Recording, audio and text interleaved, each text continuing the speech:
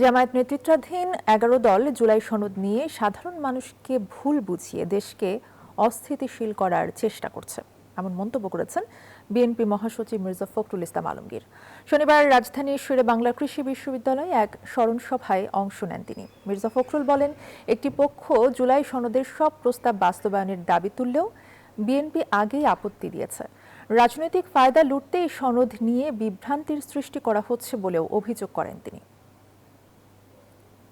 Bashundhara public school and college 2026 শিক্ষাবর্ষে ভর্তি চলছে।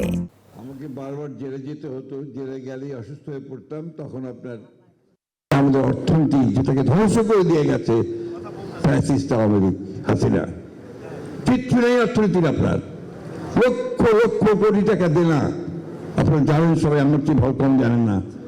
80 লক্ষ কোটি টাকার দেনা আমাদের, কোনো দিকে যাওয়া যায় না। কাজ যে করবেন সে কাজের টাকা কোথাও সব অচল হয়ে আছে।